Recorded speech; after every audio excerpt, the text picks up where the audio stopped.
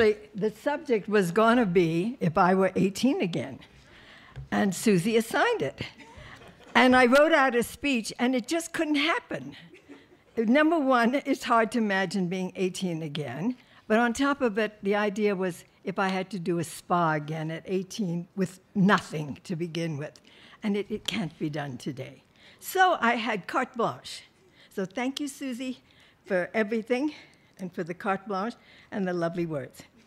I've really enjoyed this particular event.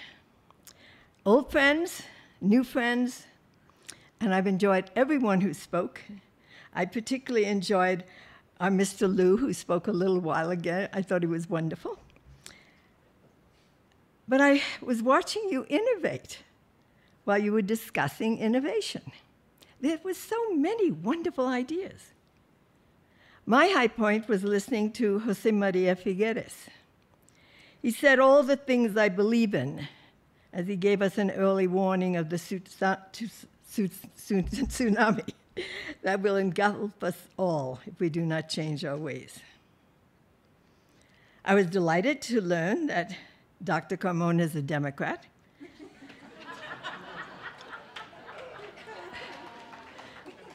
We need his voice in the Senate, and I will happily support him.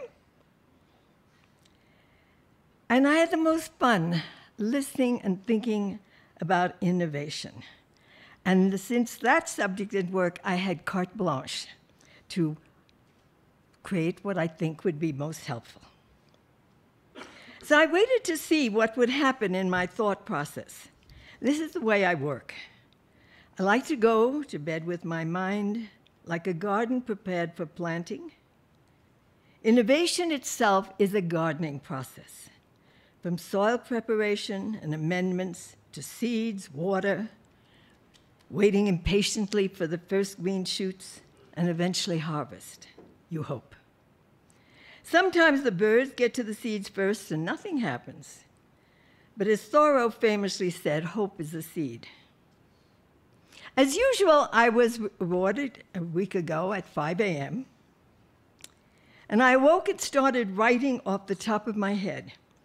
I couldn't write fast enough. I wanted to talk with you right then about the qualities that propel people, especially me, to be a perpetual serial innovator. If I had the time, I'd explain that roughly every decade since my 60s, I've started a brand new career. Totally separate, totally apart, new friends, new reading, new study, new everything. And I'm proud to say that each of them was successful. Not exactly as I planned, but successful. Sometimes only that it got people to think in alternate ways and always to think of the consequences of their proposed activities. In each case, my new project began with the thought, is there not a better way? I've always claimed that curiosity should be my middle name. I'm perpetually wondering, why this way? Why not a better way? That's step one. Walking the new path that either leads to the summit faster or gets you there by expending less energy, or perhaps most important, blazing a trail that makes it possible for everyone to reach some new summit, some new level of productivity, happiness, safety, or simply satisfaction. Step two is when the seed sprouts. At this point, it's intuition. Intuition must guide you, because the impulse, the idea, is too strong to be fully rational. Trust your intuition. I always say that I trust my angels, but that's really just a romantic way of saying I trust my intuition.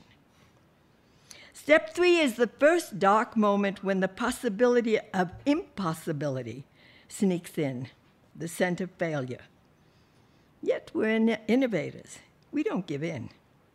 We let our tantalizing intuition draw us onward. During this early part of the journey, most innovators are introverts. I know that I am. A persistent, stubborn introvert. In other words, you need to have time to think. I don't watch TV. I don't go out much. I read a lot. I like to learn a lot. But I'm not an engineer, so I don't have a garage and workbench. But I retreat. Escape might be a better word. Like a tinkerer into my garage of ideas.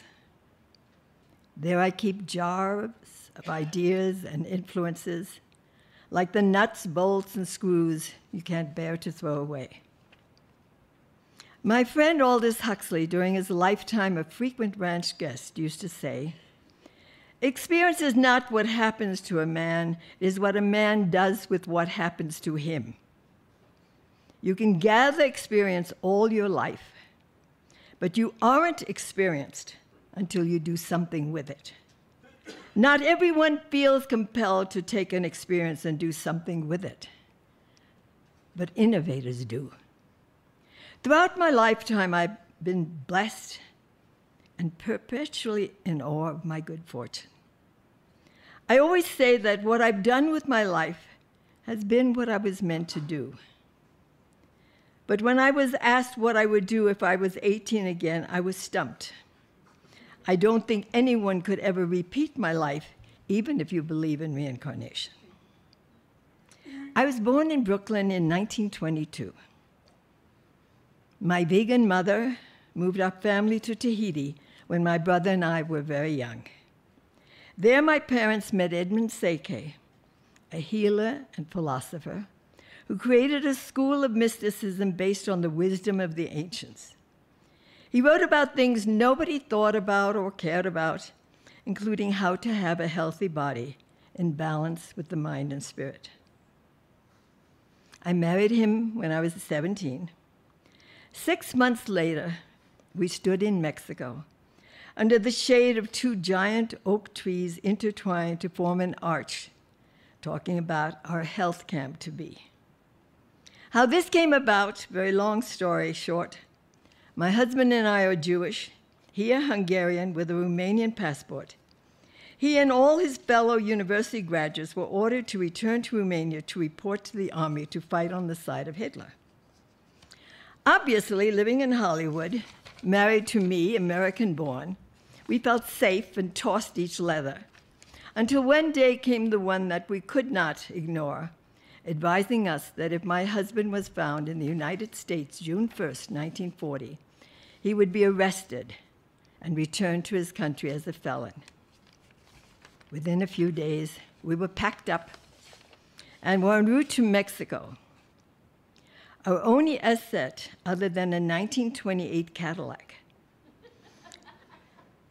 filled to overflowing with all our personal belongings, was a commitment of some 24 of his students who would arrive in 3 weeks to attend his annual summer school held each year in a different country. The announcement we mailed said, "Sorry, change of location. New fee, $17.50 per week. And by the way, bring your own tent." My first experience with innovation back then came frankly out of pure necessity. It was up to me to make it happen, to welcome our first guests, figure out how to feed them and keep them entertained and active in between my husband's lectures, and all this with almost no money. From these beginnings emerged the first fitness spa. Our great good fortune was location, 1 hour from San Diego. The gods had smiled on us. The piece of land we rented was located on the bank of a beautiful river, had the best climate on earth, and a great mountain for hiking. Although there was no running water, we had a well. There was no electricity. In fact, we did not have power for the first 10 years. And of course, our first construction was an outhouse. Within 2 weeks, we had started our vegetable garden, had purchased 2 goats for milk. We operated much like a commune, except every activity was presented to our guests as a learning experience, with me as the sole teacher. Right person, right time, right place. The 5 years in Tahiti had prepared me well, for had I been a young woman straight out of Brooklyn, we would certainly have failed. Strangely enough, if you examine each of your lives, you will discover how well you are prepared, for you are innovators. And I think most of you are too, because you have excellent powers of observation. It's the hallmark of our service business. Observation leads to innovation. In my case, my first acute observations came when my parents dumped me in a school in Tahiti, where the Mother Superior was the only one who spoke a bit of English. I had to learn French and how to fit in fast. It was a weird world for an 8-year-old, an Alice down the rabbit hole experience. And the only way I could figure out how to fit in was to be an observer, an excellent observer. My brother and I were the only Anglo kids on the island, and the Tahitian children watched us closely. It occurs to me that entrepreneurs today are in the same situation. They're like aliens. People wonder what they're going to do next. Look, Steve Jobs kept us guessing for 30 years. Again, unlike a computer geek or an engineer or a scientist, I innovate through imagination. I'm very good at walking in other people's shoes.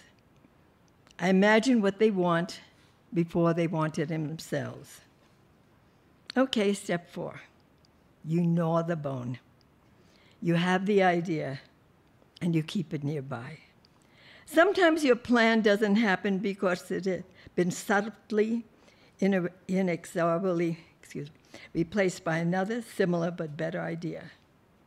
This usually happens when you share your idea. When I share ideas, I must confront others who automatically think bottom line. How is this going to make money? I've never been driven by the thought, wow, this is going to be a moneymaker. Example. While teaching our guests the importance of quality food, fresh, local, seasonal, I found out that most of our guests either had never cooked or felt they just did not have the time or the interest. Dinner was eaten out or picked up from the local market. I decided that if we really wanted to transform our guests' way of life, it would be important to teach them how easy and pleasing, relaxing and satisfying it was to prepare and serve a healthy dinner. I knew that building $1 million culinary center at the center of our 6 acres organic farm wouldn't be profitable. But I was patient, and I hope, and still do, that in time it will be self-supporting. I've watched people who venture out with the idea of making money fail. And I've watched the dreamers, the idealists, the people who follow their North Star succeed. Let me reassure you, not that you may need it, that the global spa movement is not simply a business. It is a cause, for some a calling. Without our health, we and our guests will never have the energy to pursue innovation, the energy to change the world. I take great satisfaction in knowing that our guests leave renewed, fully empowered in mind, body, and spirit, prepared to redirect their lives to fit their new knowledge. Step 5 is our willingness to acknowledge both timing and good luck. They play big roles in any success. When they happen, and they do, they are cumulative. They are confidence builders. Going out on those limbs become less perilous when your stars don't align. You go back to the garage with the leftover parts of your failed idea into storage and start work on the next innovation. The first known use of the word innovate was in 1548. Novus, the Latin for new, was its source. Over 4 centuries later, we innovators still wake at 5 a.m. and wonder, I have an idea, a new way, a novus idea, a better way. We hope here today, and we understand that the path we are on is not sustainable. We are plundering our planet, and in the pursuit of money, we are making people ever fatter and sicker. My mind is overflowing with what ifs. What if we adapt as our motto, Arab Spring, and show the world spa power and create a wellness spring with Mother Nature as our mentor and guide? And in the name of humanity, reduce the pain and suffering of people caught up in a web of ignorance and marketing, where our government subsidizes all that makes us sick and penalizes all that keeps us healthy. Change will come. The day we speak in the past tense of factory farms that subject animals, sentient beings, to a life of unspeakable horror. Their suffering and their unnatural food and pharmaceuticals given to keep them alive taint their flesh and contribute greatly to the diseases that plague our population. Change will come when we stop using 47% of the fuel we fight wars to secure to feed our nation. From fertilizer to seeds to machinery to landfill, and that includes the eggs trucked to 11 states, strawberries from New Zealand, and grapes from Chile. Spa power can be harnessed to bring change when we advocate and eat only that which is grown locally and in season. Backyard and community gardens, farmers markets, restaurants that feature farm to table, all these will thrive. And we hope in time, and I hope in my lifetime, our cities will be green, boasting its own ecosystem that feeds its own people. Utopian visions, why not? These dreams are within reach once we unite and become a powerful force for change. Innovation does not stop at 90. I've dedicated my 10th decade to bringing together via the internet the tens of thousands of wellness activists and organizations to share best practices and to work together to create neighborhoods of small wellness communities. All went well till this. Okay. I seek 1 million friends who will each invest $10 a year to support a lobbying organization devoted to walking the halls of Congress to protect the health of our people and planet from the greediness of the marketplace. When you get home, turn on your computer and click on wellnesswarrior.org. Although the web is still a work in progress, it will give you a glimpse into my dream of change. Imagination and innovation surrounds us. Nowhere more evident than in this gathering, the brainchild of one person who I wish to honor now. Susie?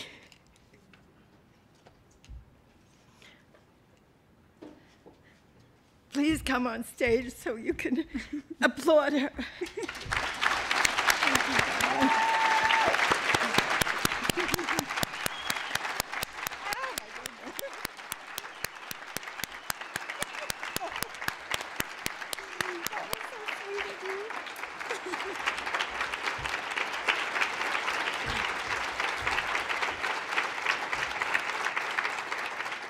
And then applaud yourselves for coming here.